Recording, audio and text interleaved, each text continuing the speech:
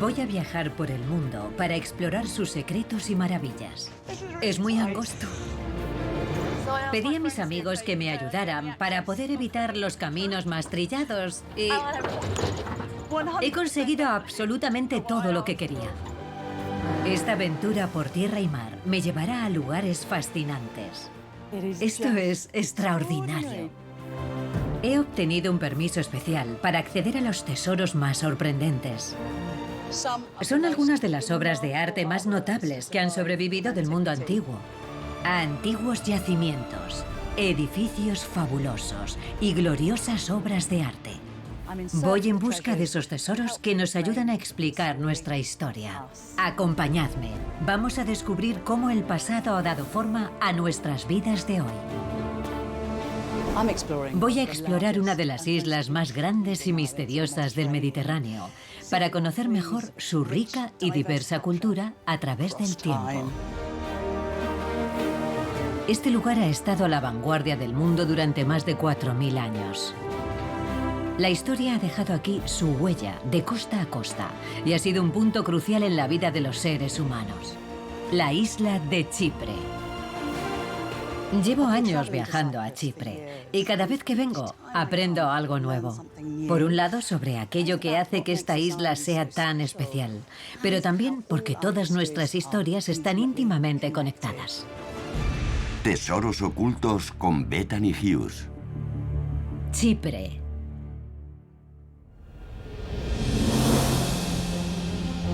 Chipre se encuentra en un cruce de caminos y conecta Europa, Asia y África. Durante siglos ha sido objeto de deseo y disputa y sede de diferentes potencias. Y según la mitología, la cuna de la diosa griega del amor, Afrodita. Venus para los romanos. Afrodita era célebre por su belleza y se la veneraba porque fomentaba el deseo. En el mundo moderno creemos conocerla. Pero para desvelar sus secretos y su verdadera historia, hay que venir aquí, a Chipre. En toda la isla se adoraba a Afrodita y según la leyenda nació aquí mismo, en la costa sur de Chipre.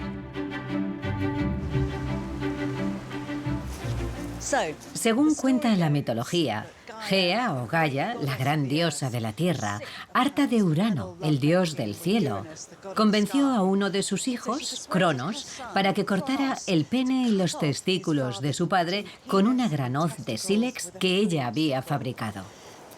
Los genitales ensangrentados de Urano fueron arrojados al mar y de aquella masa espumosa y sangrienta surgió una imponente y bella doncella, Afrodita. Comprender a Afrodita es comprender algo vital, el deseo humano. Por eso en Chipre su culto es mi primer tesoro. Y el mejor lugar para descubrirlo es el cercano santuario de Palai Paphos, un enorme recinto dedicado a la diosa. Los autores antiguos escriben sobre este lugar en términos absolutamente cautivadores. Hablan en primer lugar de la propia Afrodita, que venía aquí y se bañaba en aceite de ambrosía hasta que su piel resplandecía. Describen el incienso árabe brotando de 100 altares y el aire perfumado por las coronas de flores. Los antiguos creían que Afrodita estaba a cargo de la naturaleza, el nacimiento y la muerte. Por eso, en su época de esplendor, este santuario se llenaba de peregrinos que venían a pedir su ayuda, sobre todo en cuestiones de amor. Podemos imaginarnos lo sensual que sería este lugar, porque sabemos que se honraba a Afrodita con ofrendas de miel, vino y pétalos de rosa. Las rosas eran su flor predilecta. Y además, este lugar estaba protegido por puertas de oro. Los cientos de estatuillas que vemos aquí y en toda la isla simbolizan a las personas que venían a adorar a la diosa y que traían pasteles y otros regalos para ella.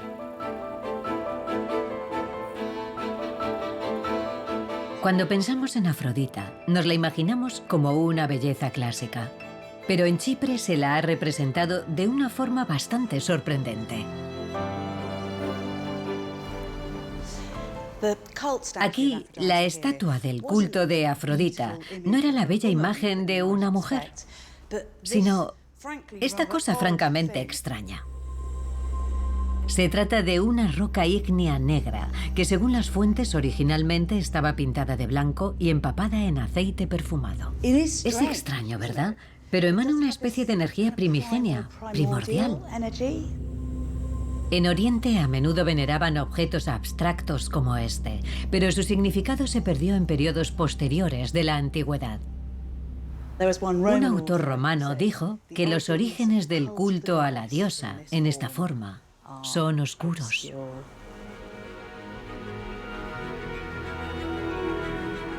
Esta piedra nos recuerda que Afrodita fue una criatura de la prehistoria y de la mitología clásica. Por eso quiero descubrir el verdadero origen de la diosa de Chipre a través de una nueva y tentadora arqueología. Primera parada, el Museo Arqueológico de Larnaca. La última vez que estuve aquí, vi unos hallazgos muy interesantes en un lugar llamado Ala Sultan Teke. Y ese yacimiento en sí mismo es extraordinario, porque es toda una ciudad de la Edad de Bronce. Así que solo esos hallazgos ya son asombrosos. Pero también me ayudarán a reconstruir la historia de Afrodita. Y ahora, aquí se están analizando científicamente algunos de ellos. En colaboración con la Universidad de Gotemburgo, un equipo del Instituto de Chipre está utilizando escáneres 3D para examinar objetos que se encontraron en una fosa común. Son las pertenencias personales de los habitantes de esta ciudad de 3.500 años de antigüedad.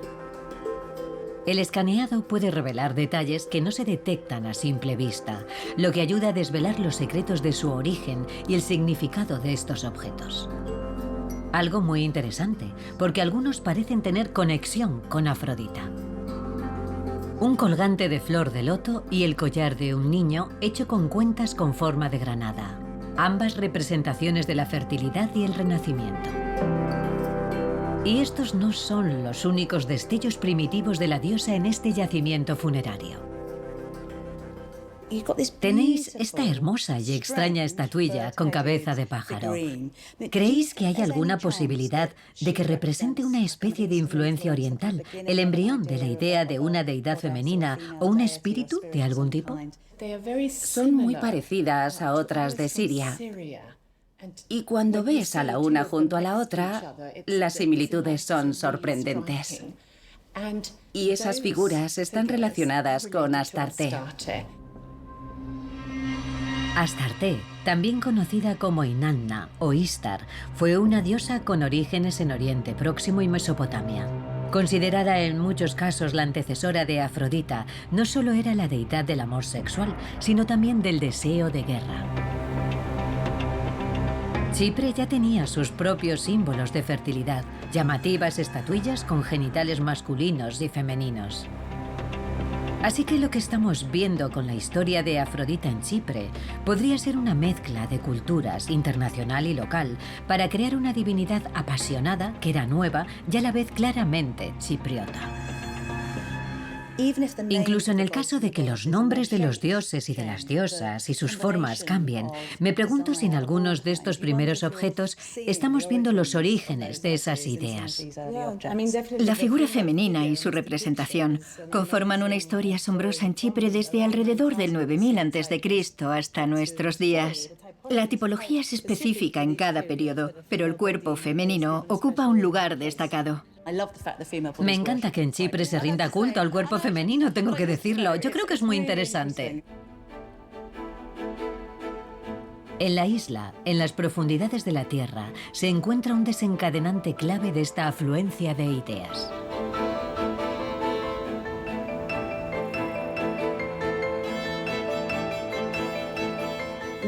Esto que vemos aquí es escoria, generada durante la producción de bronce hace más de 3000 años, en una industria que enriqueció muchísimo a Chipre. El bronce se fabrica con estaño y cobre, y desde la prehistoria, Chipre era famosa por sus ricos filones de cobre. De hecho, el propio cobre recibe su nombre de una antigua palabra que designaba a la isla, Cupros. El cobre que salía de esta tierra era una de las materias primas fundamentales de cualquier civilización de la Edad de Bronce, lo que sitúa a Chipre en el centro de una red comercial que se extendía desde Italia hasta Mesopotamia, pasando por Anatolia y Egipto. El cobre y el bronce se utilizaban para fabricar armas, pero también objetos bellos, como platos, joyas y espejos. Estoy segura de que esa es una de las razones por las que Afrodita aparece a menudo mirando su propio reflejo en un espejo, y es probable que ese sea el motivo por el que su pelo se ve rubio, cobrizo. Con el tiempo, su culto impregnaría la isla, convirtiendo Chipre en un destino clave para el turismo religioso. Y uno de los lugares a los que la gente acudía en masa era este, la cosmopolita ciudad de Nea Pafos, mi última parada en este viaje para descubrir a Afrodita. Los arqueólogos acaban de identificar en esta colina lo que parece un nuevo templo a la diosa, donde los antiguos chipriotas podían hacer lo que más le gustaba a Afrodita, mezclarse y relacionarse. También hay una misteriosa serie de cámaras subterráneas que esconden algunos secretos sorprendentes. Un nuevo descubrimiento que sugiere que el culto a Afrodita aquí pudo tener un componente misterioso y subyugador.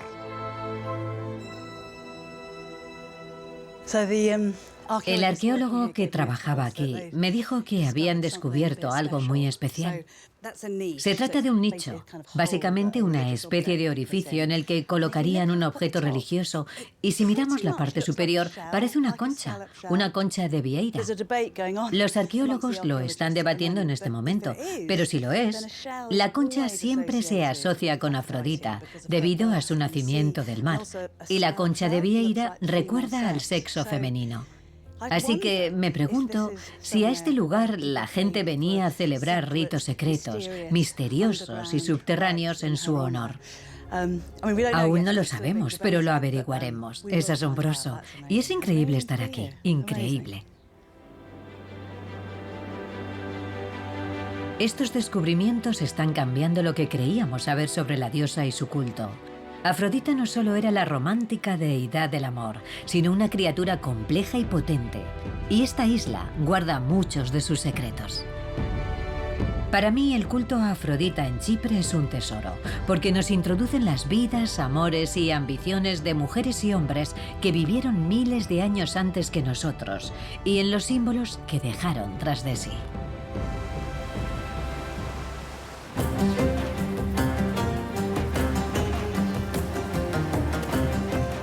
Uno de los aspectos más sorprendentes de Chipre es la cantidad de pecios que se encuentran en sus aguas, tanto modernos como antiguos. En la actualidad, el Departamento de Antigüedades y la Universidad de Chipre estudian los hallazgos de pecios antiguos. Los trabajos empiezan a revelar cosas muy notables. Cargamentos de vino antiguo, aceitunas de hace 2400 años y otros tesoros del Mediterráneo oriental. Lo que demuestra que Chipre formaba parte de una red internacional de comercio marítimo mucho después de la Edad del Bronce. Ahora bien, cuando tienes ese tipo de riqueza y tantas oportunidades, es de esperar que lleguen los romanos. Y mi siguiente tesoro revela el triunfo y la tragedia de Chipre bajo el dominio romano.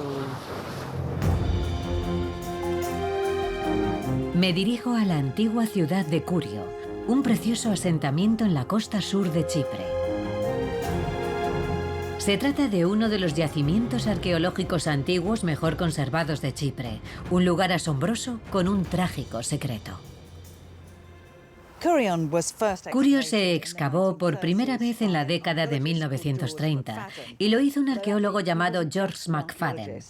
Aunque en realidad no solo era arqueólogo, también fue espía durante la Segunda Guerra Mundial y ayudó a los estadounidenses aquí en Chipre y en otros lugares.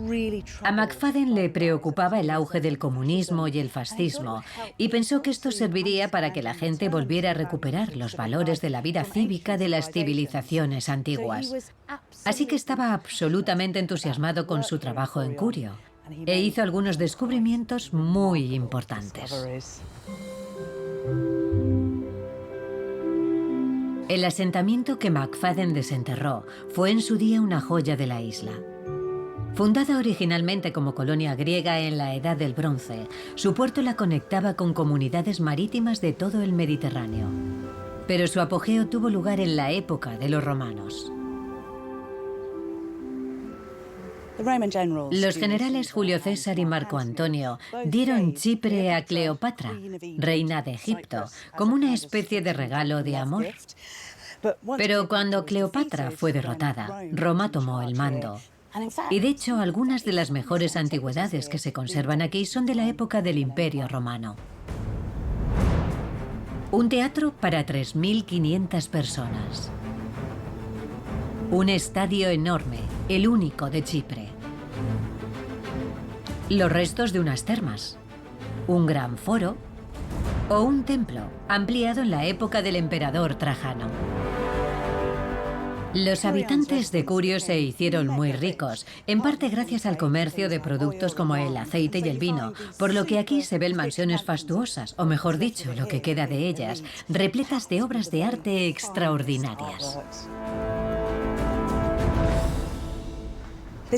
Esta se llama la Casa de los Gladiadores por razones obvias. Tengo que decir que detesto ver imágenes de gladiadores combatiendo, porque es horrible pensar lo que estos hombres sufrían por puro entretenimiento. Estos son dos tipos de gladiadores llamados secutores. Ahí, el que lleva casco para proteger su rostro es un tracio o traex. Y ese hombre llamado Darío probablemente era el árbitro. Por tanto, lo que todo esto nos dice es que las tradiciones y las actividades de ocio romanas fueron adoptadas por la élite de Curio. Pero esta dolce vita romana no duró para siempre.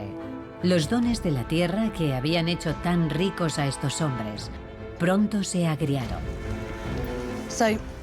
Esto es un abrevadero, y aquí era donde se encadenaba a los animales. Como podéis ver, se ha partido en dos.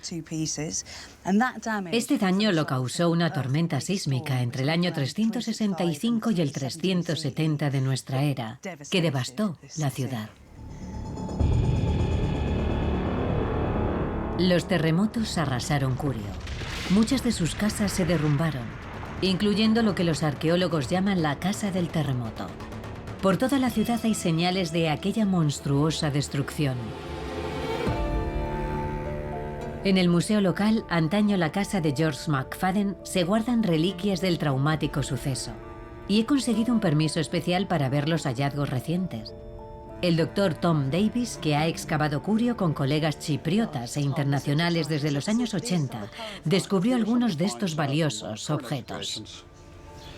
Esto es de una placa de mosaico.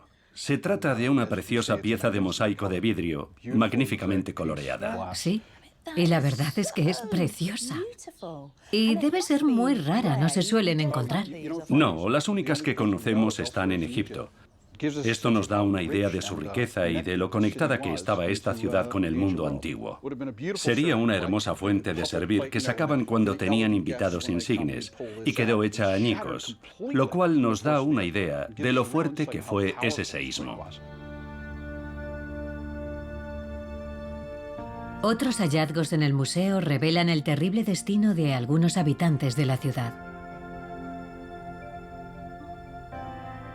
Así que esta pobre gente estaba en la casa del terremoto. Sí, estaban encogidos, intentando protegerse unos a otros. Como ves, están el bebé, la madre y el padre. Un descubrimiento como este nos recuerda que no se trata solamente de arqueología, sino de una tragedia humana. Es terrible pensar en lo que debieron sufrir, en el miedo que tendrían. Obviamente se han acurrucado para protegerse. ¿Sabes si murieron rápido? Muy rápido. Se ve que el cráneo del hombre está completamente aplastado. Seguramente en una de las réplicas una pared cayó encima de ellos. Tenemos 12 conjuntos de restos humanos solo de 2 casas. Esta comunidad quedó destrozada. Los dejaron en la casa. No los sacaron para enterrarlos. Bueno, quizá la familia no sobrevivió o el propio barrio quedó completamente destruido. porque los encontramos tal y como estaban en aquel momento. Supongo que al ser un suceso tan trágico, casi como si fuera una especie de residuo radiactivo, la gente no quiso molestarlos. Su comunidad desapareció. ¿Cómo se responde a eso? Eso es lo que pasa con Curio. Curio sufrió un mazazo, pero su espíritu no desapareció del todo. Y lo sabemos por este extraordinario mosaico que ha sobrevivido. Lo que vemos aquí es poesía griega escrita en griego antiguo, y fue un homenaje de este hombre, Eustolios, que recuerda con amor la ciudad, incluso a través de su terrible desgracia. Antes, el guardián de la ciudad había sido Febo Apolo, pero ahora hay un nuevo protector de esta tierra castigada. Eustolios construyó una lujosa casa, un refugio para quienes lo habían perdido todo en la tragedia de Curio, en nombre de un poder superior. Las pistas sobre quién creían que velaba ahora sobre la ciudad aparecen en este segundo mosaico. Mirad estas imágenes. Vemos 2 peces y varias aves, probablemente como símbolo de paz y prosperidad. Algunas personas creen que estos símbolos son cruces, pero la prueba concluyente está en esta inscripción. Así nos enteramos de que Curio está protegido por el muy venerado Simata Christou, el símbolo de Cristo. El cristianismo estaba ganando impulso. ¿Fueron estos terremotos un catalizador para que se produjera el cambio? Evidentemente, la élite de la ciudad empleó un nuevo lenguaje para transmitir su sentido de comunidad ante el desastre.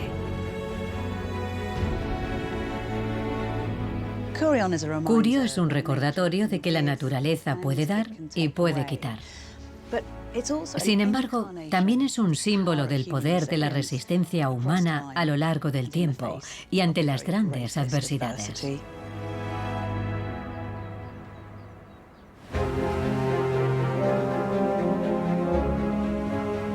La isla de Chipre es célebre por sus fabulosas playas, pero además atesora una gran variedad de paisajes.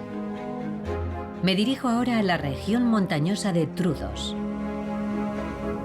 una zona de sobrecogedora belleza natural que se formó, como la propia isla, por la colisión de las placas tectónicas africana y europea, y que alberga auténticas joyas. Mi próximo tesoro es una muestra del arte simbólico que surgió cuando el Chipre medieval se convirtió en un teatro de poder para Oriente y Occidente.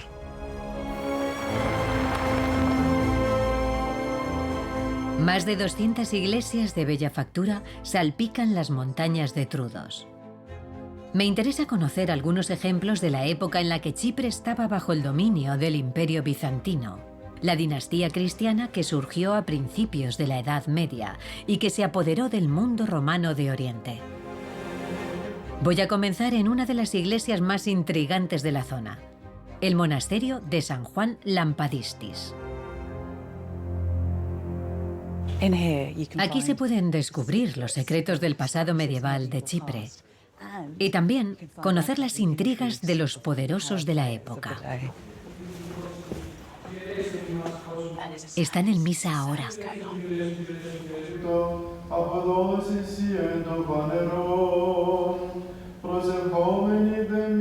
Es un privilegio poder presenciar esto. Jóvenes y mayores siguen desplazándose desde los pueblos de los alrededores hasta aquí para participar en el servicio religioso.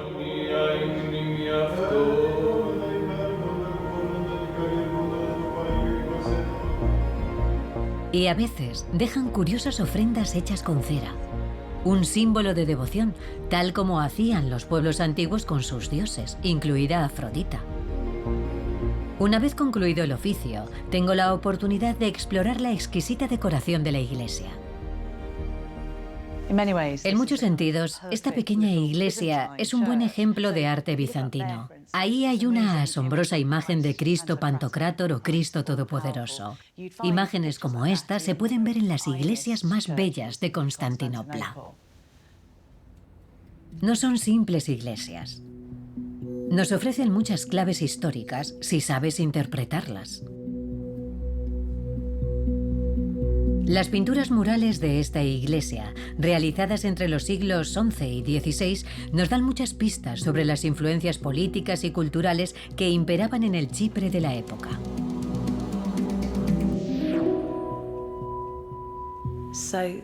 Este mural representa la pasión de Jesús, cuando lo llevaban para ser crucificado, y nos cuenta algunas cosas interesantes. La bandera que portan esos soldados tiene una media luna roja. A menudo asociamos la luna creciente con el Islam, pero en aquel entonces era en realidad un símbolo de Constantinopla. Además, si nos fijamos en los soldados, aunque se supone que son obviamente romanos, llevan armaduras medievales. Y la razón es que este mural se pintó en la época de las cruzadas.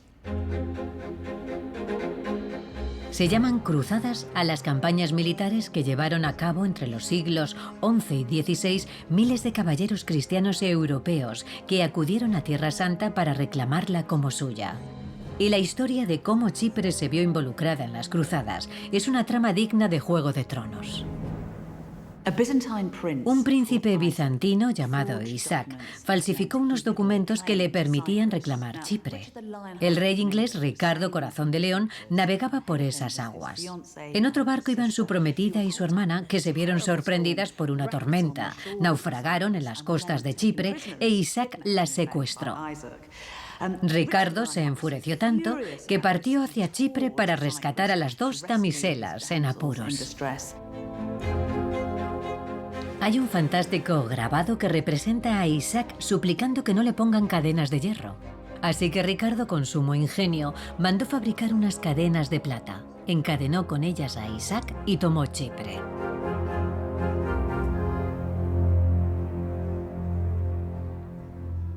En el año 1191, Chipre cae en manos de los cruzados, y las influencias de la cultura occidental empezaron a impregnar los muros de estas iglesias.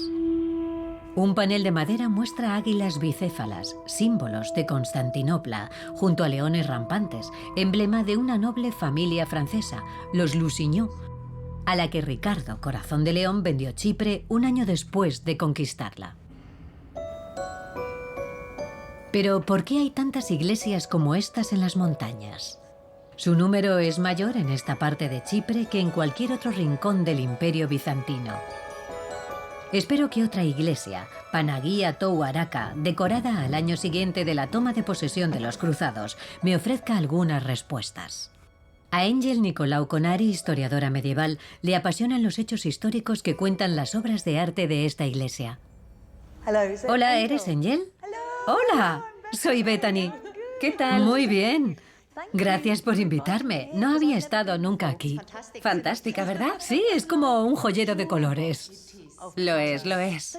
Dime una cosa, obviamente esperaba encontrar iglesias en muchos pueblos, pero no imaginaba que hubiera tantas en las montañas.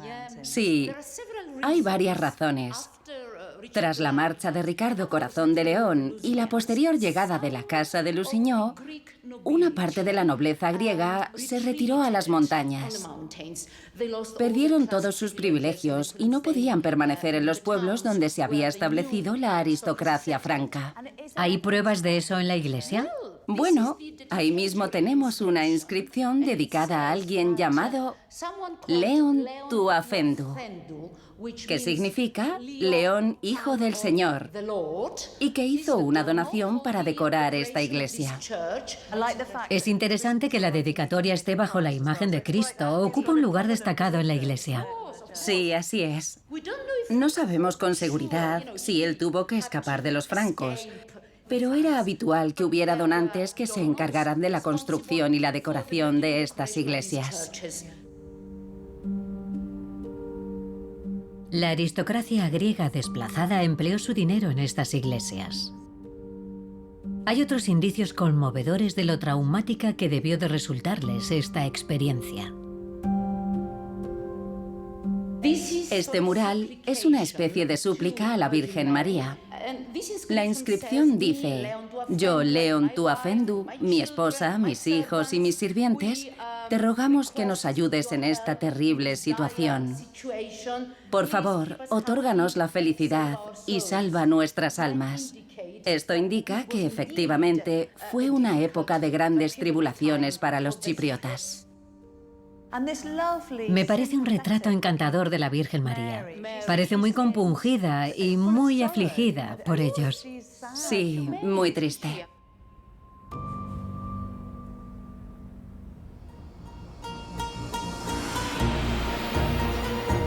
Pero esa situación desesperada no iba a durar eternamente. Con el tiempo, los chipriotas y los lusignan se integraron más, lo que explica la mezcla de símbolos que vemos en algunas de las iglesias. Me encanta esta profusión de historias y mensajes ocultos en las paredes. Muchas gracias por ayudarme a descifrar su significado. De nada.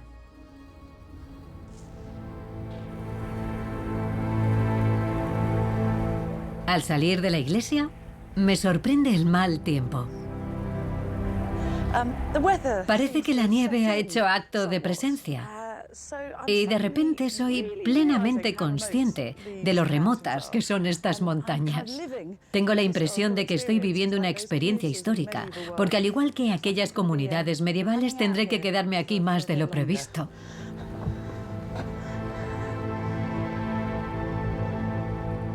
No es la primera vez que me quedo aislada en estas montañas. Los monasterios de la zona suelen acoger a vagabundos y personas extraviadas, así que voy a ver si encuentro un buen samaritano.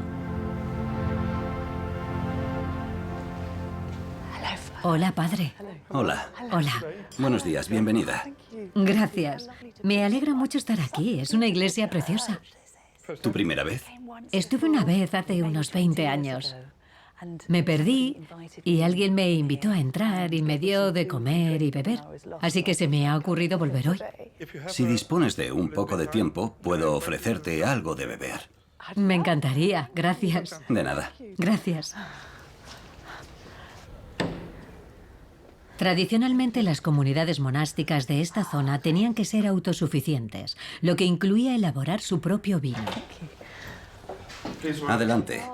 Esta es nuestra sala de descanso. Vale, gracias. ¿Qué te parece? Tenemos comandaría, rosado,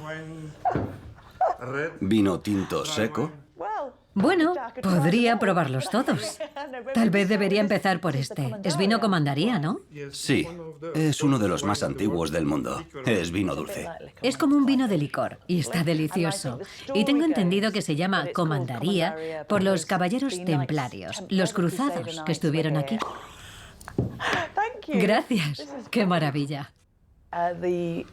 El comandante de los caballeros templarios dio su nombre a este vino. Se hizo tan famoso que se decía que era el rey de los vinos y un vino digno de reyes.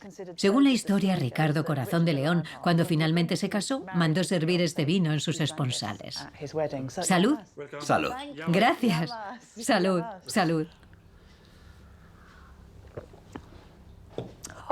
Madre mía, esto está buenísimo. Y voy a entrar en calor después de la nevada de hoy. Sí. Gracias, padre. Ha sido usted muy amable. Un placer.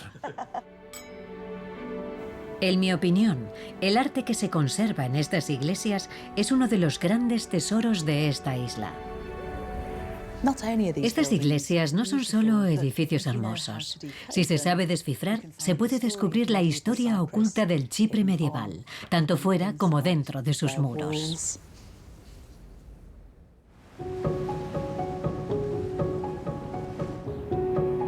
Chipre es un tesoro con una gran riqueza histórica. Y en especial, su capital, Nicosia. Su rica arquitectura nos habla de los pueblos que dominaron la ciudad. Los venecianos, que deseaban Chipre en parte por su comercio con Oriente, los otomanos e incluso los británicos. Pero estoy aquí para presenciar algo extremadamente inusual. Tras el conflicto entre la población griega y la turca en las décadas de 1960 y 70, Una inmensa porción de esta ciudad ha estado vedada a la mayoría, incluso a sus propios habitantes. Detrás de esta barricada se encuentra una ciudad fantasma. Para mí, como historiadora, en cierto modo me resulta emocionante, porque lo que hay ahí ha permanecido casi intacto desde que se levantaron las barricadas hace medio siglo. Es difícil acceder, pero la ONU me ha dado la oportunidad de investigar. Desde 1974, la ONU custodia y mantiene la paz entre ambas partes en esta zona, todavía en fuerte disputa. Por eso necesito que me acompañe una de sus patrullas. Se trata de una zona muy sensible, así que aún no estoy segura de si me permitirán grabar imágenes. He venido a reunirme con el coronel. Buenos días, ¿es el coronel Hanson? John Hanson, oficial jefe de Estado Mayor. Bienvenida. Gracias, soy Bethany Hughes. Encantado. Gracias por dejarnos entrar, porque, desde luego, este es un lugar único. En efecto, no es fácil acceder aquí. Es una oportunidad única. Espero que encuentre lo que busca. Dígame lo que puedo y no puedo hacer. No me separaré de usted. Cuidaré de usted. Conocido como la Línea Verde, este emocionante tesoro es una zona de alto el fuego que divide la isla en dos. Al sur se encuentra la República Grecoparlante de Chipre, al norte la República Turca del Norte de Chipre. Y la zona desmilitarizada atraviesa el centro de la propia capital, Nicosia. Aquí, en algunos puntos, la gente puede cruzar a ambos lados a través de puestos de control, pero nadie excepto la ONU puede entrar en la zona de amortiguación. Es curioso ver almorzar tranquilamente a la gente a ambos lados. Es verdad. Esa es la zona grecochipriota y esta la zona turca. Increíble. ¿Cruzamos? Sí. Tras varios siglos bajo el dominio de los turcos otomanos y más tarde de los británicos, Chipre obtuvo finalmente su independencia en 1960 y así nació la República de Chipre. Pero mientras luchaba por definir su identidad, se vivió un periodo de intenso malestar político entre las poblaciones griega y turca.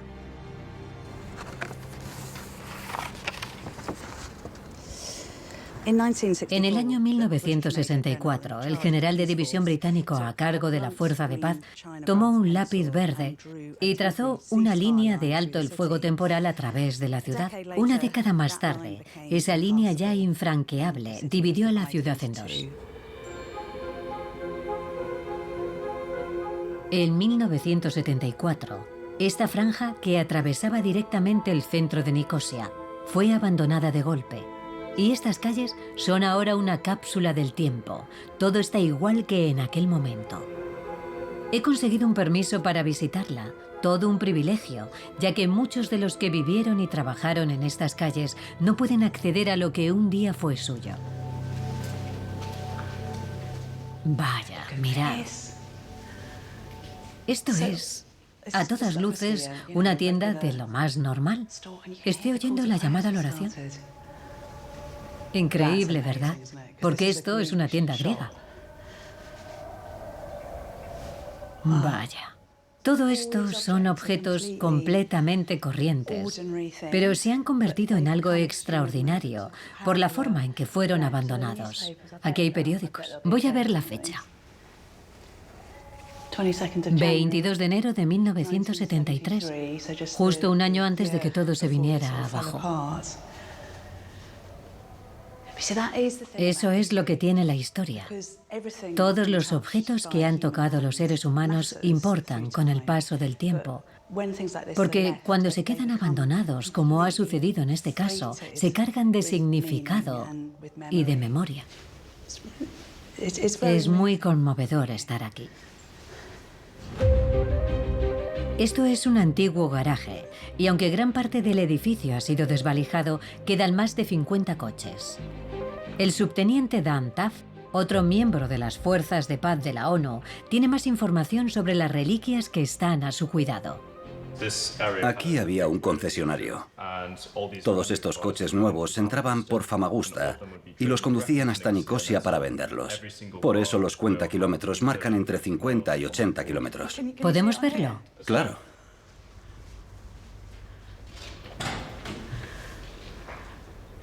Este en concreto marca 61 kilómetros. Así que se trata de un coche que solo ha recorrido esa distancia, 61 kilómetros. Estaban listos para la venta y estalló la guerra. Es increíble. Porque tal y como comentábamos antes, esto es literalmente una cápsula del tiempo. Pero aquí no solo hay objetos atrapados en el tiempo. La arquitectura de este lugar también es una muestra del rico patrimonio de la ciudad. Esta antigua escuela de primaria, cuyas paredes están ahora llenas de orificios de bala, es un bello ejemplo de diseño neoclásico. Y el Palacio Ledra, hoy decrépita sede de la ONU, fue en su día el hotel más glamuroso de Nicosia. Con su diseño de estilo italiano de los años 40, era el escenario donde se codeaba la crème de las élites europeas y de Oriente Próximo. Pero con la línea verde, todas las fiestas cesaron de golpe. Uno de los monumentos históricos más impresionantes de la ciudad son sus murallas, que datan de la época del dominio veneciano. Las murallas y sus fortificaciones originalmente rodeaban toda la ciudad y se convirtieron en el símbolo de Nicosia. Cuando examinamos mapas históricos tan hermosos como este, se puede ver y sentir lo ridículo y terrible que es que se haya dividido a la ciudad por la mitad. Tanto para griegos como para turcos, la zona de amortiguación está impregnada de recuerdos personales y símbolos de su identidad. Uno de sus puntos más estrechos, el llamado Callejón de la Lanza, ha sido escenario de hechos violentos por el derecho a reclamar esta tierra. Una noche, un soldado turco decidió poner una bayoneta en el extremo del palo de una escoba y trató de apuñalar a un soldado griego. No sé si la historia es cierta o no, pero aquí se producen hechos violentos de vez en cuando. Es una locura que pase algo así en pleno centro de una ciudad. Sí, es triste, muy triste. ¿Cuál cree que es la solución? La integración, disipar el miedo a ambos lados. El poeta William Wordsworth dijo: los humanos tenemos rostros diferentes, pero compartimos el mismo corazón. No hay mejor forma de expresarlo. Sí. No obstante, en los últimos 50 años ha habido algún destello de armonía entre ambas partes. Uno de ellos está relacionado con una mujer increíble llamada Annie, que vivía en esta casa. Annie era una mujer que había nacido en el año 1900. Se negó en redondo a marcharse cuando la ciudad quedó dividida en 1974. Así que las fuerzas de paz de la ONU tenían que acompañarla para que pudiera hacer la compra. Cuando murió, en el año 91, ya se había convertido en un símbolo de la resistencia y la tenacidad. Su funeral fue el primer acto que celebraron ambas comunidades en la zona de amortiguación, y asistieron grecochipriotas y turcochipriotas por igual. En la actualidad, parece que se vislumbra un futuro más pacífico. El sentido de la responsabilidad de los chipriotas ha hecho posible que se reúnan personas de ambos lados para restaurar su patrimonio común. El Instituto de Chipre ha puesto en marcha un proyecto de realidad virtual para registrar digitalmente los edificios históricos y que las próximas generaciones puedan comprender su historia.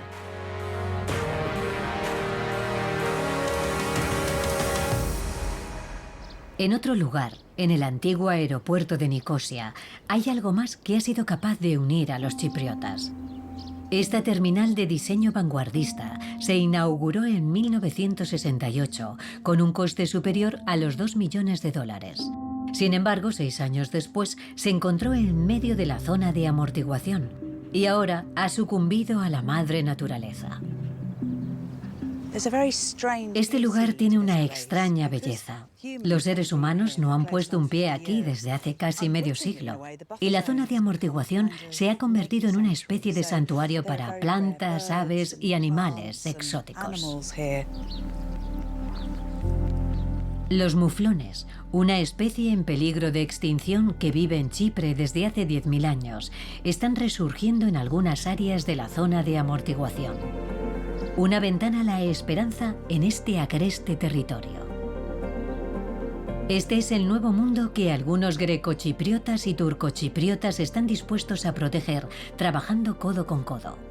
Una lección de humildad y una responsabilidad compartida que quizá pueda convertirse en un catalizador para el cambio. Y por eso la zona de amortiguación es todo un tesoro para mí.